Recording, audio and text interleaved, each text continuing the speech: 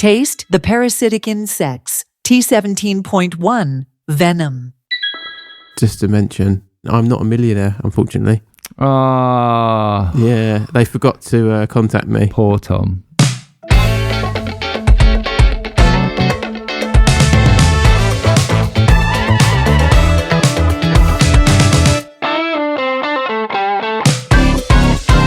They're so wonderfully ill-informed. Hello and welcome. Welcome to Wonderfully. Hello. Hello, welcome to Wonderfully Ill-Informed, the podcast where we convert interesting, funny or informative things from our week into quotes, put them into the randomizer, take our best shot at guessing what they're about, and then jump into discussion. Join us for some rather unpredictable chats on Wonderfully Ill-Informed. I'm Tom. I'm Ben. And I am Mark. And I have a little opening question. This one actually comes from, we have another host from a recent cold open, Margot, Yes. our I guess seventh host. So her mother, the wonderful Holly, Tom's better half, submitted a question to us just recently. So hang on, was it from Holly or was it from Margot via Holly? It certainly wasn't from Margot, no. It comes from Holly. Oh, right. If it was from Margot, it would be something like, Daddy, can you put Peppa Pig on or something like that. Yeah. So yes, well, I guess I would say friend of the show, Holly, artist of the show, Holly, who designed our logo as well, asks, if animals could talk, which species do you think would be the rudest? If animals could talk. Yeah. Oh. Well, dogs do take poos outside, so that's pretty rude. Well, I think that's pretty polite. Most animals shit outside, Tom. Oh yeah, that's true. Well, not the ones to keep inside. The ones that shit inside the house are certainly ruder. Well, to us, yeah. I was going to say cats. Yeah. They're generally just dicks, aren't they? They're pretty rude. They give you a stink eye on the reg. And dogs do just like, I always find it pretty gross when you're just kind of walking along and then there's a couple in front of you with like dog and all you can see is like this big old ball sack just swinging by in between the two pairs of legs. It's like, Jesus, that's pretty rude. Yeah. I feel like it's any animal that you would see as the bad guy in a cartoon. It would be any of those. I mean, this is if they could talk, which would be the rudest. Yeah, that's So true. it's more about like, What about Toad? Mr. Toad, he was pretty fucking rude, wasn't he? what, Toad of Toad Hall? Yeah. Wasn't that his whole thing, that he was just a selfish, rude bastard? I can't actually remember. Is this from Peter Rabbit? No. Wind in the Willows, is it? Oh, Wind in the Willows, yeah. I mean, parrots are rude, right? That's true. They can be, but that's generally depends on who they've been human. hanging around with. Yeah, that's true. What about our good old friend, the blobfish? Well, they're just dead. Sad. Yeah, they're just sad because they've decompressed. Sad and floppy. Yeah. I mean, foxes are pretty rude. They like to screech, don't they? Yeah. Do you know what? The other day, where I haven't cut my grass. I've been a bit bad. I haven't cut my grass in a couple of weeks, so it's got a bit long. And we came down the other day, and there was like a perfect kind of like a circle patch where I'm assuming it's a fox, either that or it's a large bear. No, a small bear actually. But yeah, it had clearly been laying down, and then right next to it was a big old turd. Oh. So it must have had a poo and then had a sleep. It's one of my favourite things to do. Or maybe he did it around the other way. He was just rolling around, had a little nap, and then he got up and had a big fat shit, and then just strolled off. Yeah, midnight poop. I've got a very original answer for you. Go on then. What's that? I think seagulls would be pretty foul-mouthed if they could talk. Yeah. They're already rude Yeah. with how they constantly steal food from innocent bystanders on the boardwalk. Mm-hmm. I bet they On the would mock their boardwalk? victims if they I could. bet Benny's reading from a piece of a script in front of him. Did you ask ChatGPT? Yeah, Ben's on Reddit. I googled rude animals and there's a Quora that came up that is, if animals could talk, which would be the rudest? Okay, no, I think I would, even though that wasn't your actual answer, I do actually agree with that answer because I do think seagulls are arseholes. Seagulls are pretty rude.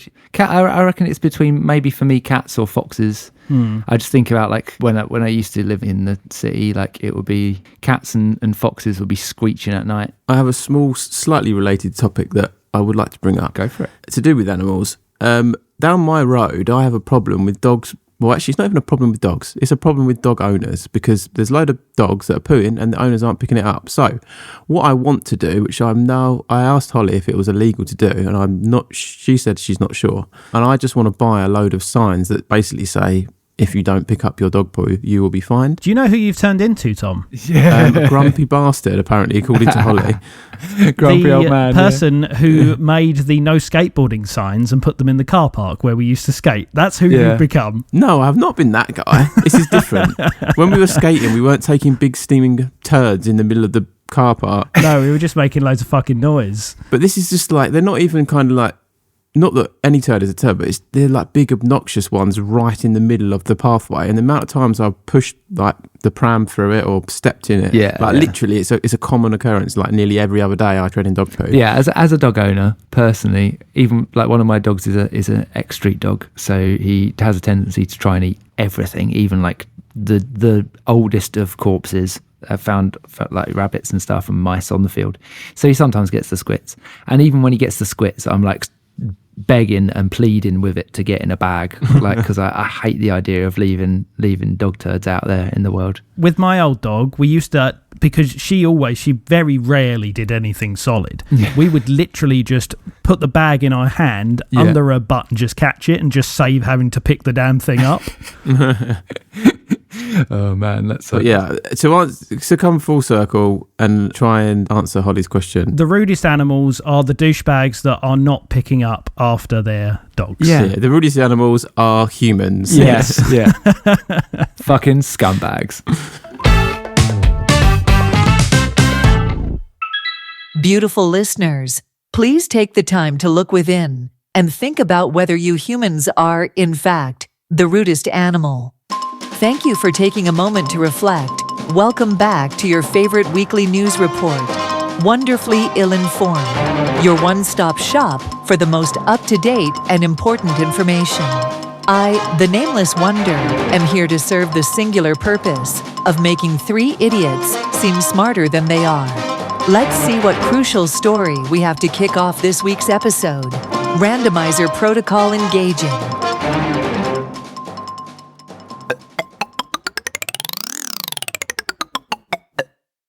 If I crush a small pile of these insects... Oh, I know this one. Oh, bollocks. So I'm going to stand back. Is it Bear Grylls? Is he making a nice like peanut butter out of bugs? It's not. Although on a Bear Grylls related plug/subject, I bought one of the water filtration things that he advertises. Anyway, that was an advert. Moving on. Can I throw my guess out? Is this... you can hazard a guess that's not hazardous because you know what it is. No, I'm fairly certain I know what Well, it he is. might be wrong. He's been wrong before. Has he? This is true. I have. Is been it wrong, dead bodies? Well, this technically is. God, Ben, why do you always go This there? is dead body.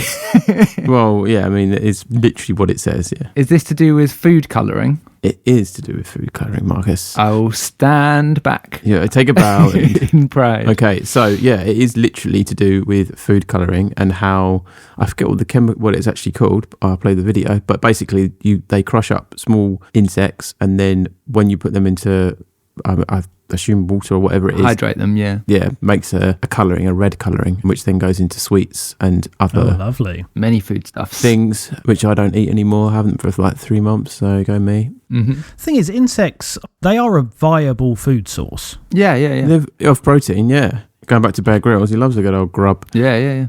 I think I followed this page. Right, okay, I'm not going to be able to hear you for a bit. Cool. You suck, Tom. Fuck you. He's so rude. Hey, you're also a liar. This is a dried parasitic insect that you eat.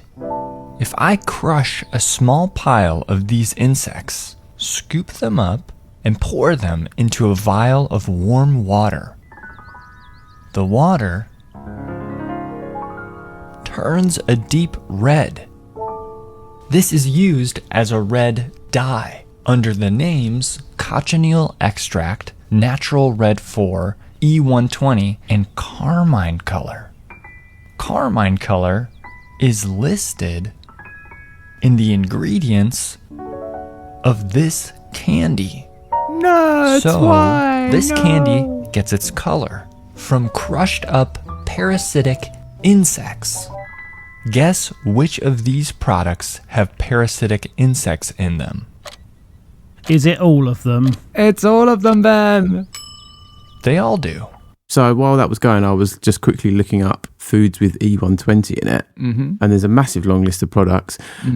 Skittles being one of them. That was one that I would assume. Oh, that sucks. Yeah, the next one on the list, which I didn't assume, is classic Frankfurter hot dogs by Herta. Oh. M&M peanuts, Hartley's strawberry jam, Mr. Kipling's cherry bakewells. Oh, damn. That's a sad one. Yeah. I'm going to have to cut all of these out now, you realise. All these things you're telling me now. I'm going to have to be like, nope. Is this in the UK, though, or is this America? Because America are much more lax with the bullshit that they put in their food that we wouldn't. They are a lot more like. I actually recently watched a thing regarding food in America in terms of what, basically like the extra shit that they put in food, like over in America. And there was, I can't remember the exact fact. I have to find it, but it was something silly along the lines of like, out of 10,000 extra kind of chemicals that America put into their food, in Europe, out of those 10,000, we have only okayed about 700 of them, which is mental. It's crazy. Yeah. That's not an exact quote, but it's around those. Yeah, it's around that kind of figure. Yeah, it's scary. I have confirmed. Sorry, I was just searching a little bit there. That the Carmine Red is allowed in as carminic acid, or E120, as they mentioned in the video there, is permitted as a UK food additive. So okay, so we do. Yeah, we do need to keep an eye out, particularly people who are veggies, vegans, and anyone who doesn't want to eat beetles. So at that point, I would assume that it's fine to consume. Oh yeah. Well, yeah, theoretically, it's just a colouring. Oh well, you're talking about from a vegetarian point of view, are you, Mark? Yeah, I find it a bit gross. Even though you've been a vegetarian for as long as I can remember, I just keep forgetting on the podcast that you're a vegetarian. It's easy to forget. It's happened numerous times. When you say it's fine to consume there, Ben, there are a lot of, again, especially not so much in Europe, but in America, there are a lot of substances or chemicals that are in food that have been approved for consumption, but they've actually only been approved by the company that are putting them in the food, if that makes sense, by their own reviewer rather than other peers, right? Which is pretty fucked up. Yeah. And also, I think in America they have a totally backwards process to us, where I'm pretty sure in Europe there has to be a big study before then it's approved for food, whereas with them they just put it out and then they wait for that kind of 10 years or whatever thing, and then they go, oh, actually, sorry, this is bad. You can't be eating this, guys. Shouldn't assume that. Which is crazy. Can I give you a fun fact that I think is relatively common knowledge, so you might know it? The acceptable percentage of feces and stuff in foods is not 0. Yeah. Lovely. Of course. Well, that's more horrifying than anything else, is that you are allowed to have a certain percentage of shit in the food, and that's fine. Yeah. Like parts per million. Yeah. Well, if you think like everything's being farmed, it's not being farmed in like completely hermetically sealed environment. Like everything's getting, like I walk across fields on a daily basis, and like it has changed over the time I've been here. Like the fields that I walk through regularly have had different things in, but all that stuff, like me and my dogs are walking right next to it. Like, eventually it gets pooed on. Yeah, my dogs do pee right next to it. Like, this is why we have immune systems, though, isn't it? Yeah, exactly. Do we, Ben? Well, me less than others, but we do, Tom. Yeah.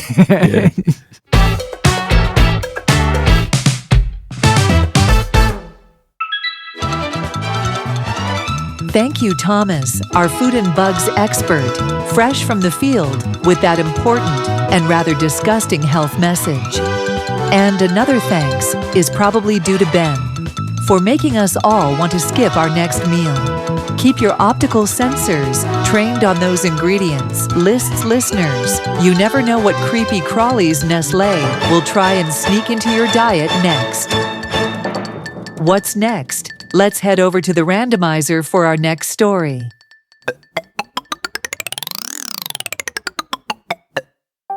I had a blank up my blank for 26 years. Yes, Ben, I appreciate the use of the format. I'm assuming that you put blank and that's not what they said. I did, yes. Yeah. Okay. So what was up their blank for 26 years? Was it like an army toy and it was up somewhere? Very close. No? What about... Oh, no, it's not been 26 years since the start of Jackass, has it? What were they putting up where? One of the Jackass boys pulled a condom out with a car after 26 years. He's like, it's been I up think there. that came out straight away, didn't it? Yeah. I think so. It's not to do with... I know some people kind of randomly will discover that they've had like a spider in their ear for like years. God, that is something I'm always worried about. I always think, whenever I'm cleaning my ears, I'm sure I'm just poking a spider. Right, so what have you guys got any other guesses? What do you reckon? You've got two guesses. What is the first blank? What was the thing that was put in, and what is the place that it was put?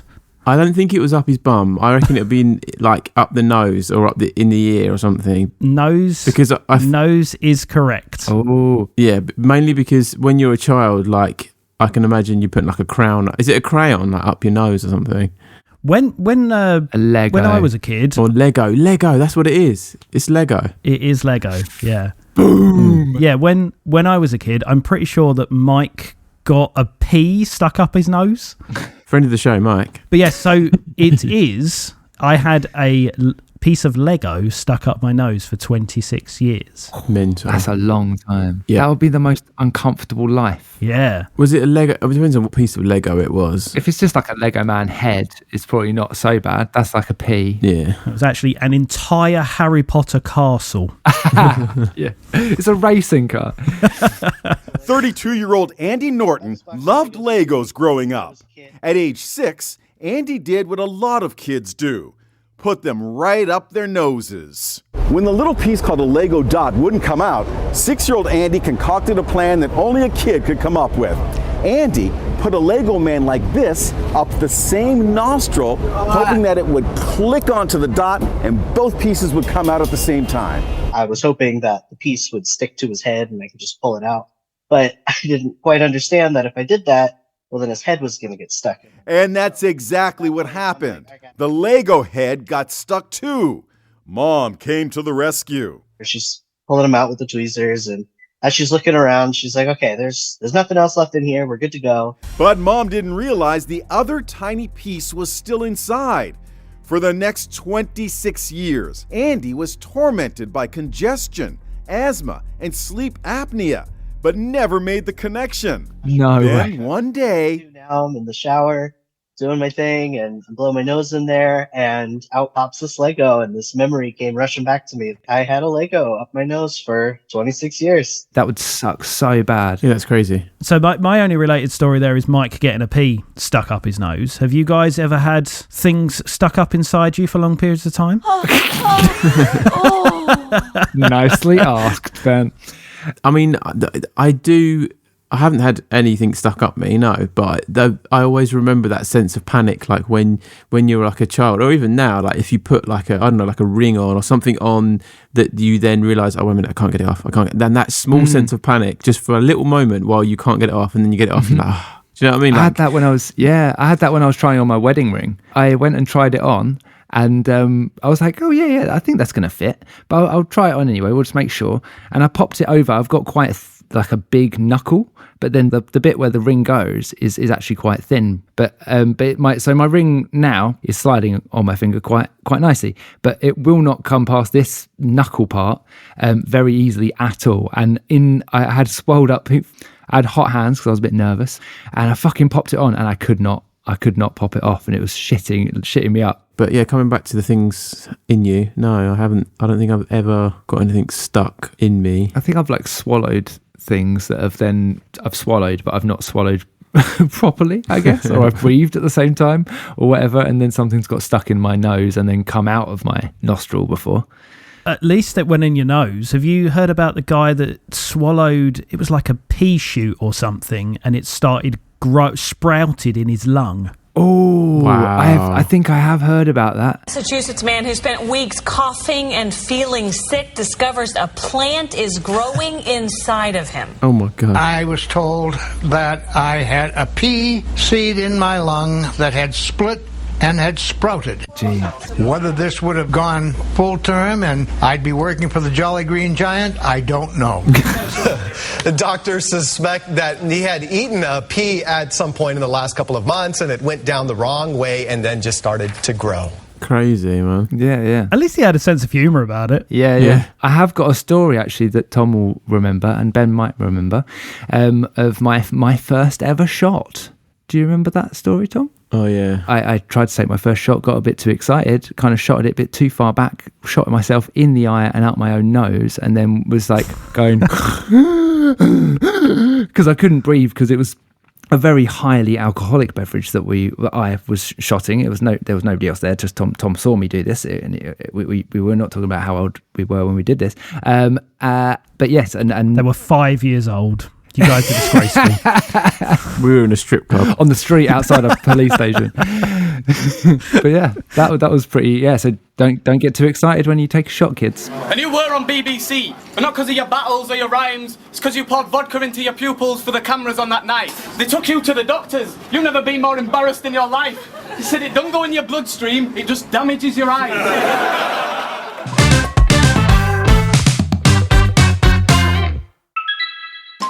Thank you, Ben, our feces and Lego correspondent. Such stunning journalism and a story 26 years in the making.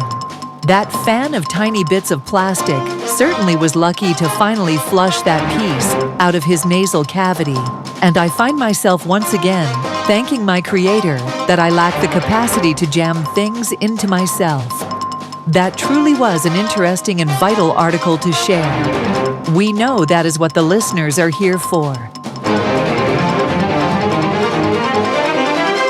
Now it's over to the randomizer wheel for our next breaking story.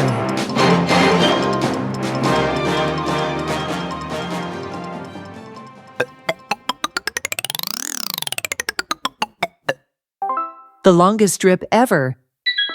I know what this is. So, Tom, what do you think it is? Tom, what do you reckon the longest strip is ever? I feel like it was something where you were laughing or eating or drinking or something like that, and it literally was like a big drip of like saliva. So you think this is a personal story to Mark? This is me looking back over my history. Either that or it's like the longest leak of a tap.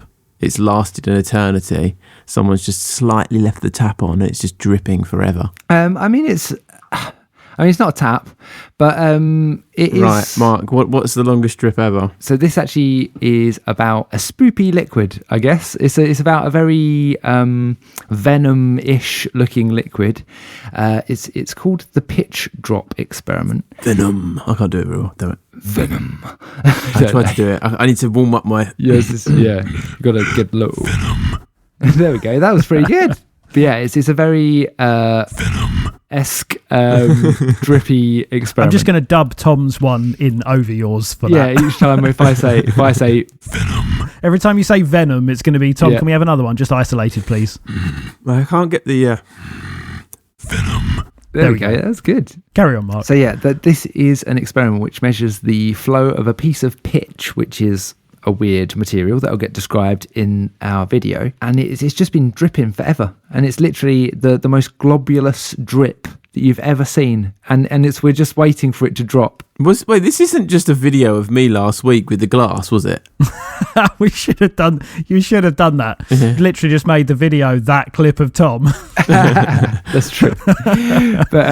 But yeah, so if you check out this video, it will explain in intimate detail exactly what you need to know. Even 97 years later, this experiment, still ongoing today, is the slowest experiment in the world. The experiment aims to prove that pitch, which shatters like glass when hit with a hammer, is actually a liquid and not a solid. It was designed in 1927 by an Australian physics professor named Parnell, but it took 3 years for the molten pitch to harden, so the experiment officially began in 1930. The pitch drop experiment, as it's called, took 8 years for the first drop to fall and 9 years for the second, due to the lengthy duration of the experiment. Before the third drop fell, Professor Parnell passed away. To this day, only 9 drops have fallen. Ultimately, it was proven that pitch is a liquid that is 20 billion times more viscous than water and 2 million times more viscous than honey. Currently, the University of Queensland has continued the experiment and they are live streaming it. If you want to see the 10th drop, check the pinned comment.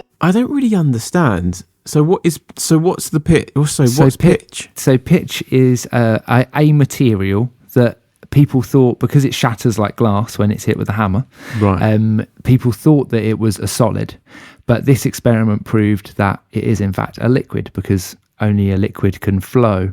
A solid can't flow like pitch does. Just pitch moves very slowly. Is it like... I think I know what you're going to say, Ben. Is it like, it's not like that stuff where you can punch it really hard? Non-Newtonian fluid. Yeah, you punch it and it's like hard, but then if you like put your hands in it slowly, you can just go through it. I don't know if it is non-Newtonian. There's certainly a possibility that it is. It doesn't say... But what is I don't understand the point of what they're trying to... Like, so the point is obviously trying to prove that it's not a solid. Yeah. However, clearly it's not after the first drip. If it's dripped, then it's not. But then... I guess they're trying to work out the properties of pitch in more detail, because they've only just... Yeah, but what are they going to discover from... It's not like when it drips 20 times, it's going to turn into like a wizard or something. Do you know what I mean? Like, how many years was it to do the first one? The first one took 8.1 years, and the most recent one's taken 13.4.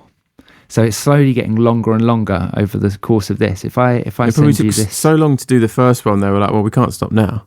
Do you know what I mean? Yeah, but also the fact that it's not consistent does give a reason to continue, because they can study why is it taking longer. If you have a look at the link in the chat there, Tom, if you want to bring that up, down around about halfway down, there's a timeline. So you've got the number of years between each drop there. It's pretty much been fairly consistent most of the time, apart from the last like 2 drips. Yeah, where it's gotten considerably longer. So it's been 8, 8, 7, 8, 8, 8, creeping up to the 9s, and then November 2000, April 2014, it's been 12 and basically 13. Yeah. So it is getting longer, generally getting slightly longer and longer. Well, based on that, we're not due another one for another few years. No, you can watch the live stream, but it's probably a bit of a waste of time for... Yeah, it's probably not very exhilarating, is it? Don't tune in for another couple of years, guys. We can come back and give an update when it does fall, so you'll have to keep an eye on it over the next years, Mark. Stick with us, if guys. the podcast is still going in 20 years. Yeah, I'll keep an eye out for the 10th drip.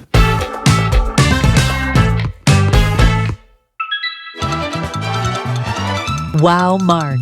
Great work out there breaking the important "is it wet or is it dry" news.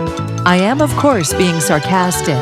It was clearly a slow news day in the world of science, as it seems as though it will be at least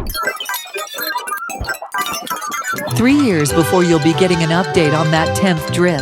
I bet you all can't wait for October 2027. Mark has truly outdone himself with this one.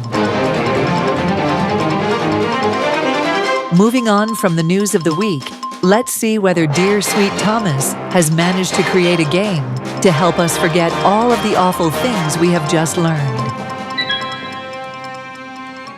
So first of all, here's how it's going to work.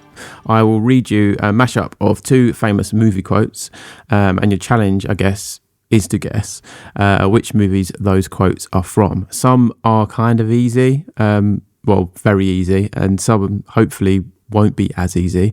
Originally, I was going to play you the mashed up quotes, which I still have, which I will still play you. However, we'll try going with me just reading them out to you first. Cool. And then I shall play the clip. Cool. Okay, so here is the first quote. It is, "Keep your friends close, but your enemies in a glass case of emotion." Well, glass case of emotion is Anchorman. Yeah. Keep your friends close. Hang on, do they merge in the same way as... So is it like Anchor? Is that the end of the first movie? I don't think so. It's literally just a quote from one movie and a quote from another movie, but they make one sentence. Right. So there's no relation between them then. Like A Beautiful Mind, Schindler's List. Yeah, it's a bit more like that. It's a bit more like that than it is A Beautiful Mind Okay, Hunter. right. So we got Anchorman. So what was the other quote? So it's keep your friends close, but your enemies in a glass case of emotion. Can you play us the clip as that? Yeah. Then we might have a bit of context for who the thing is. Okay. Keep your friends close, but your enemies In a glass case of emotion. Oh, that's amazing. Great. I don't know what the first film is. Oh, God. No, I don't know the first film. It's an old film. Yeah, is it like The Good, the Bad and the Ugly or something? No, it's, I mean...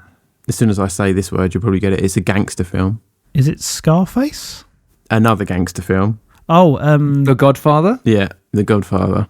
Nice. Not ever seen The Godfather. Well, technically, it was The Godfather 2 and Anchorman. So, yeah, that was keep your friends close, but your enemies in a glass case of emotion. Okay, the next quote is a very easy... I think you're definitely going to get the first one, but whether you'll get the second one, we shall see. So, the quote is... I am Iron Man, who killed my father. Prepare to die. Oh, so that's nice. Iron Man and Star Wars, right? No, The Princess Bride. Yeah, right. smashed it straight away. Let's play that. I am Iron Man. You killed my father. Prepare to die. Okay, yeah, that does sound familiar. I have heard that. Right, okay, so that one was a pretty easy one. So the next quote is, you got to ask yourself a question. How'd you like them apples, punk? One thing I did discover when doing this is you wouldn't believe how many movies use "How do you like them apples?" Yeah, because it's crazy. There's there's at least a couple of hundred. So I mean, yeah, it's going to be hard. But this is what I would say the original one that I remembered. I feel like that one's The Good, the Bad and the Ugly. So the first one is you've got to ask yourself a question: did I fire 3 shots or 4 or whatever it is? It's that one. Isn't it? Yeah. That one's been used and like reused. It's not that. Is it not that one? I don't think it's that. Oh, you got to ask yourself a question. You feel lucky, punk? Is it that one? Yeah. Oh, yeah. So that could be The Mask. It's earlier than that. This is like original. Yeah, maybe I've gone back too far. So The Mask, I think, used that one. I think Jim Carrey used that one in either The Mask or in Ace Ventura. It's not. It's not from like a Clint Eastwood movie, isn't it? Yes, it is. I can't remember which movie it is. But I'll give you the Clint Eastwood because I think that's good enough. It's a movie called Dirty Harry. Oh shit! Yeah, I think that's in the same series. I think there's a series of ones where he's playing the same character. What is the second? How do you like them apples? Fuck, I forgot about that bit. Yeah, I'll give you any movie which has that in. I'll give it to, but I have got a specific one. No, I can't think. I feel like Daddy Daycare. That's like I said, there is an awful lot of movies which do use this quote. The one that I took it from was from Good Will Hunting. I've not seen that. I shall play you the quote. You gotta ask yourself a question. How do you like them apples? Punk. How do you like them apples? I'm realising there's some classic films I've never seen. There's so many classic films I haven't seen. Yeah. I made a point of going through and starting to try and watch some of them. Like I watched Shawshank Redemption. Amazing film. Not too long ago. Schindler's List. Oh, I mean, not as great as Shawshank, but... I enjoyed Schindler's List as much as you can enjoy Schindler's List. Yeah, exactly. It's not like it's not a romp. It's not like a happy time. Yeah. Right. The next quote, again, I think you're going to just get it.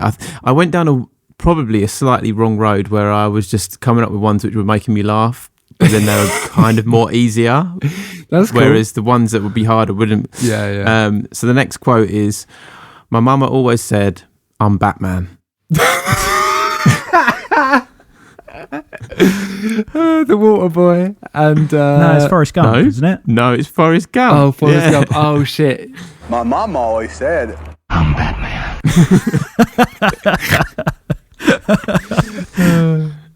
So yeah, that one was quite easy. Right. So the next quote is, get busy living or Get to the Chopper.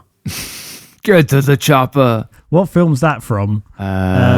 Is it True Lies? Predator? Yes, it is Predator. Oh. So what's Get Busy? Get busy living or get busy dying, is it? That's the quote. That's the quote, Mark. Yeah. Yeah. I can't think of what that's from though. Get busy living or get busy. I feel like maybe Fast and the Furious. No, it's more classic, and it is from a movie which you guys have mentioned within the last few minutes. Oh. The Waterboy? I'm trying to think of films we've done. Schindler's List. No. Shawshank Redemption. There you go. Yeah. That's It's from that. Yeah. I obviously don't remember that film. Yeah. Red says it, I think, doesn't he? Get busy living or get busy dying. Wait, really? Get busy living or Get to the chopper!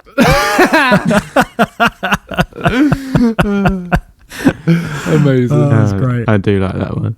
That's great. See, I only know the Get to the Chopper thing is from Arnie because of the secret track from Never Heard of It. Yeah. That was a great. I love. We need to go on a deep dive of secret tracks. I think I can sort that. I've got something I've wanted to bring along for a while. So at some point I'll do that. Yeah, that'd be amazing. I'm down for that. Okay, so the next quote is, "Everything the light touches is our kingdom. It is your destiny." It's everything the light touches. That's the Lion King. Yeah. Yeah. And it's your destiny. Is that Star Wars? Yeah. And who is the actor of both of these? Oh, James Earl Jones. Yeah. I'm pretty sure he's the actor of the Lion King guy. He's Mufasa, and he's the voice of Darth Vader. Yeah, Darth Vader. So that was this. Everything the light touches is our kingdom. It is your destiny. That one's good because it's the same voice. So it works quite well. Yeah. That's what I thought. Now I'm going to end on a really bloody hard one. So the quote is, "If you're not over here in 15 minutes, you can find a new best friend. If I'm not back in 5 minutes, just wait longer." Oh, damn. Yeah. Is the second one from Miss Congeniality? No, it's not. Or like, is it from Speed? No, it's from a comedy. It's from a comedy movie. I feel like the first one's from like I Love You Man, or one of those like bro flicks. All right. No, it's like an old 80s like feel good movie ish. I don't know. I mean, I don't know if you would have seen it or not. I feel like you would have seen it, but yeah, I think I'll play the quote. Maybe that's easier. Let's hear the quote. Yeah. Okay. If you're not over here in 15 minutes, you can find a new best friend. If I'm not back in 5 minutes, just wait longer. That sounded like Jim Carrey. Yeah. I'll play it again. So was that Ace Ventura? The second one? Mm-hmm. If you're not over here in 15 minutes, you can find a new best friend. If I'm not back in 5 minutes, Is that Bill and Ted? just wait longer. No. Oh. Is it like The Breakfast Club or something like that? Well, it's that era. I'm pretty sure it's that era. I don't even know what that film is. I'm just thinking of like films from that time. It's to do with having a day off. Oh, Ferris Bueller. Yeah, Ferris Bueller. Yeah. If you're not over here in 15 minutes, you can find a new best friend. If I'm not back in 5 minutes, just wait longer. So what's the second one? Did we establish that? That was Ace Ventura. Jim Carrey from Ace Ventura. Oh, it is Ace Ventura. Okay. See, I heard it in like a Valley Girl accent. If I'm not back in 15 minutes, just wait longer.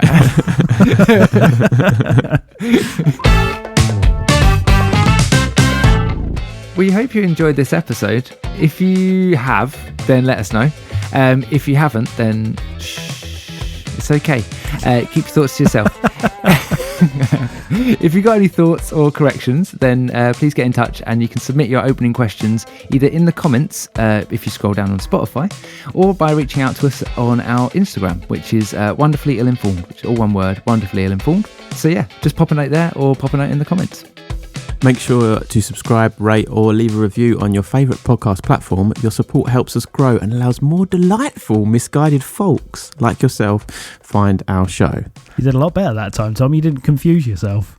Yeah, no, it's because I literally wrote into ChatGPT, "Can you rewrite this?" and then put my bit in there, and then it just gave me that. Give you a slightly different word. Right, you can find the links to everything we've talked about this week in the episode show notes. Thanks for listening. We'll see you next week. Maybe before then? Maybe. We might see you before then. To be spooky. Spooky and exciting and intriguing. Yes. Yeah, there might be a special episode coming your way if you just keep your eye on the feed. Goodbye. Everybody say bye. Bye-bye. Bye. I went to a pumpkin patch. I went to Italy. I haven't left my house. Bye. Bye. I'm the governor, the one you like to hate. Everybody says that they need the translator. I might have won the election from my big giant arms. Now I'd like to introduce my little brother Hans. You know that time is brother, you can hear it in my voice. The governor and I make the Republican goes moist. Even though I'm little, I can still use all his lines. Everyone go to the chopper, we're running out of time.